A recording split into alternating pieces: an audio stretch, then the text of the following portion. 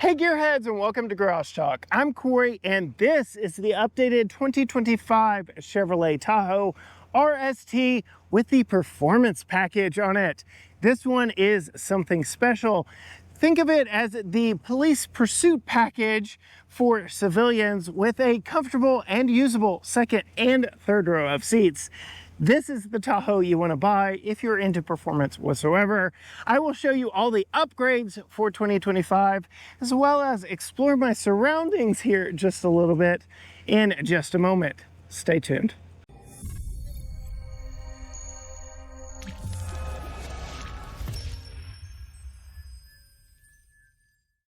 This video is proudly brought to you by Mint Mobile. Are you currently in the market for a new vehicle, but trying to find that extra little bit in the budget to make that next vehicle payment possible? Well, Mint Mobile can absolutely help you with that on your mobile wireless bill. If you're like me, starting a new business or trying to afford a new vehicle that is just out of reach, Mint Mobile can help you save on your wireless bill to help reallocate those funds elsewhere. Mint Mobile offers premium wireless for $15 a month. Yes, just $15 a month. You can get high-speed data and unlimited talk and text on the nation's largest 5G network for just $15. You can even bring your own phone along with your current phone number and existing contacts.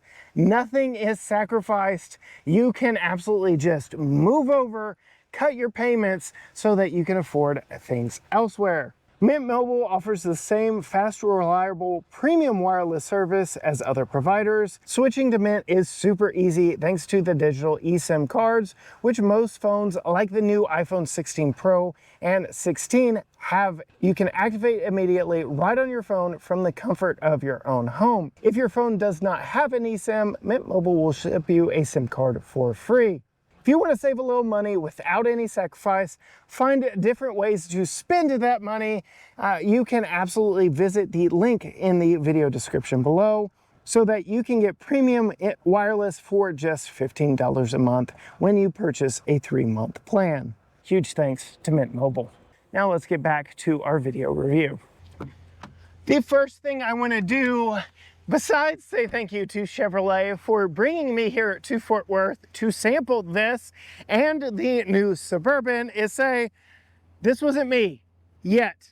All these tire marks I did not do, though this vehicle kind of begs for it, because while we don't get any crazy supercharger or anything like what Stellantis has been doing, saying goodbye to their Hemi, this does get some performance upgrades to the already stellar 6.2 liter gasoline V8. And you can see it right here, the massive air intake and the new air filter on this one, which helps this engine breathe better, breathe in better. And we'll talk a little bit about how it breathes out in just a moment, but I'll put those power and performance numbers on the screen for you. Closing the hood, we can talk about what is new for 2025. That's the lighting, the front fascia, the rear fascia, the interior. Starting up front, we get a new design inspired by the 2024 Traverse. You get those divorced upper running lights from the lower running lights and headlights, all LED lighting up front here. Really like that. We have the return of the fog lights, which I really like, but coming around, how you can tell this performance package apart are the wheels and tires. Normal RST models get large and in-charge 24-inch wheels with Bridgestone Alenza tires.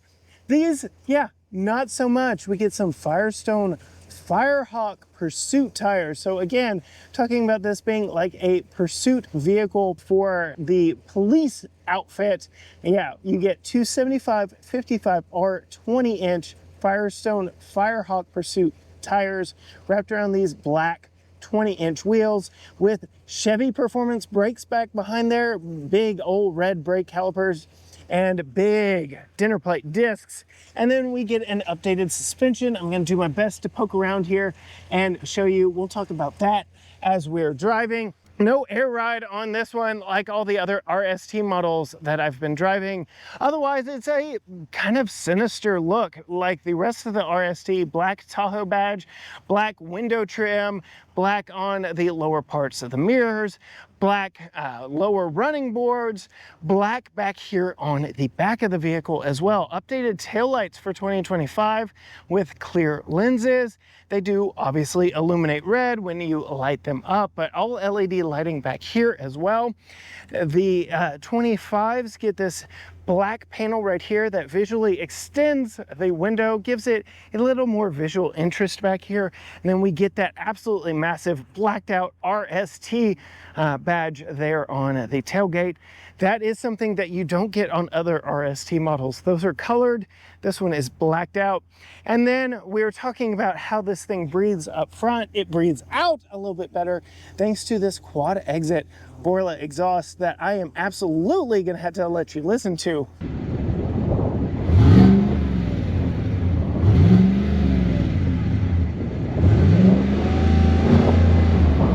So yes, this thing definitely has a different stance to it, sits a little bit lower, has those more aggressive tires on it, and sounds quite a bit different. We'll talk a little bit about the inside, but nothing's really changed in here. Same power folding third row seats, power folding second row seats, etc., etc. You can go check out my normal RST video to see what all that is about. But I do want to point out the one other major change for the 25 model year, and that is the dash in this.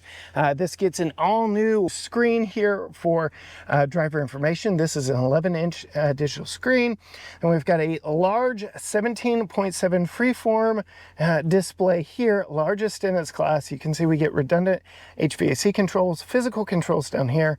Really like all your quick access buttons. You can drag stuff up here if you need it. Quick access to your camera, even though we do still get physical camera button right here. I'm gonna go ahead and close my door because we get those 360 cameras across the lineup, but really helps show off exactly where I'm sitting here and all of the pre-marked. I did not do it. I promise I did not do it yet. Storage down here, storage right here. We have the adjustable armrest with some hidden storage inside of it down below. Go ahead and show you that right there. This extends so that, yeah, you can still rest your elbow while having that extended. I joked about this being a police pursuit vehicle with a back seat you would want to use. We had the third row folded down because you're not buying this for 3-row comfort. You're buying this maybe for 2-row comfort, but for driving fun. You can see with this in its furthest back, I can access the cup holders, tri-zone climate controls. We've got power, we've got USB-C, we've got some storage. We've got all kinds of amenities back here, including HVAC vents right in the ceiling up above me. No sunroof in this one, but I don't care. The big story here is how does this thing drive and perform?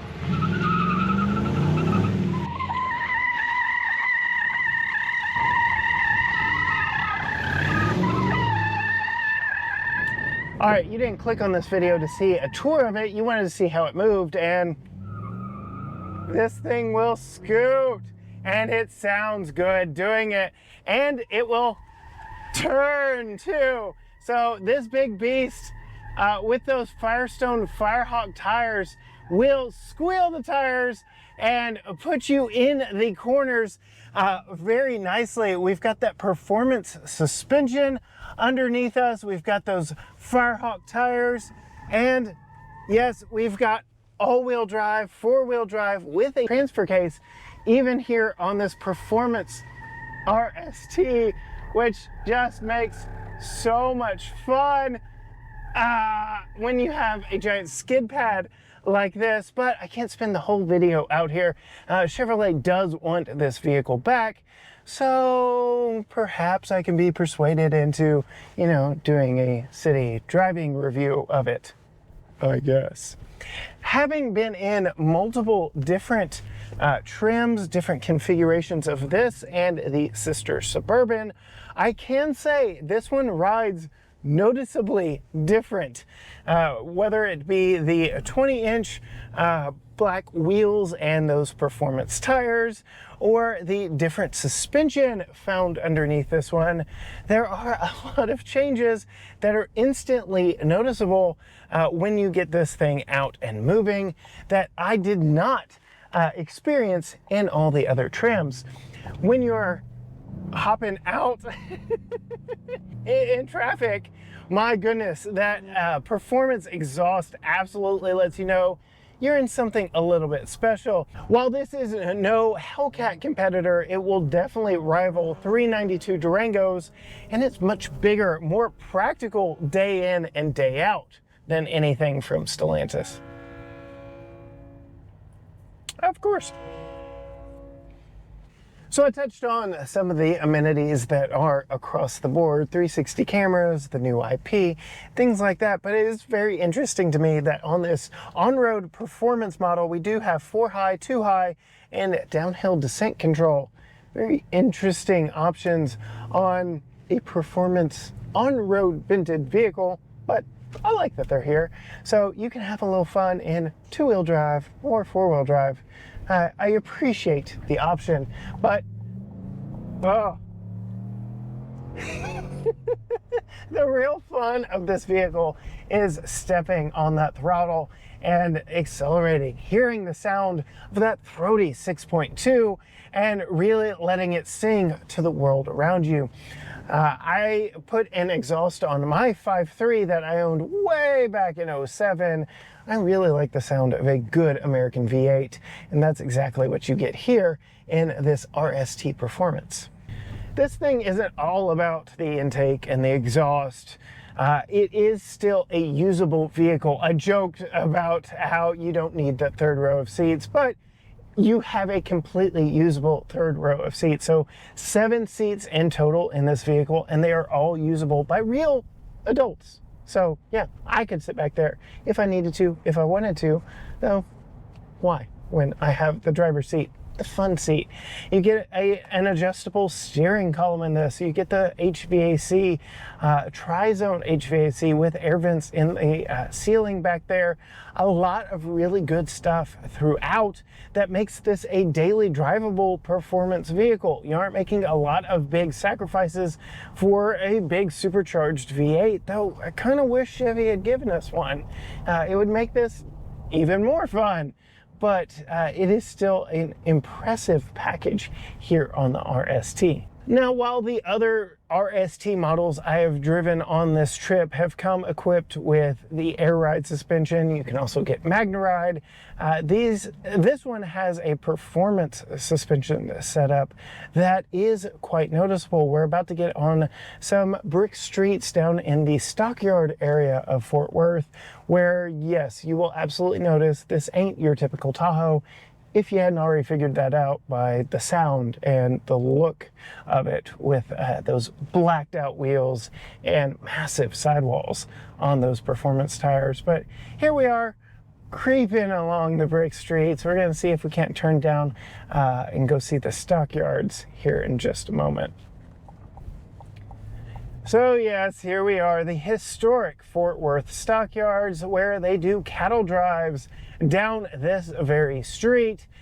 We've witnessed it myself, but now we've got brick streets and a performance SUV, and yes, it's a little more jiggly. This feels like trucks of old, and all the ride improvement and enhancements that we see on typical daily driver truck-based SUVs like this one have kind of gone out the window in favor of the stiffer performance suspension in this. It's not terrible, it's just very noticeable, especially if you've been spending the week testing out more plush versions of this vehicle, this powertrain. Yeah, you notice. That's not to say it's terrible. I would make the sacrifice in a heartbeat. But if you want to see more from us from this test, of the new 2025 Chevrolet Tahoe and Suburban. Be sure and hit that subscribe button down below and ring the bell so you are notified every time a new video drops. This was just a speed date. We're hoping for an extended time with multiple different trims and variants of this platform, so you will definitely want to stick around for that when that content comes along. You can also find us on all social media platforms: Facebook, Instagram, X, TikTok, Threads, YouTube, you name it. Everything is at GT Garage Talk, or you can go to gtgaragetalk.com. But as for me, with the Performance Edition Tahoe, until next time, gearheads, bye.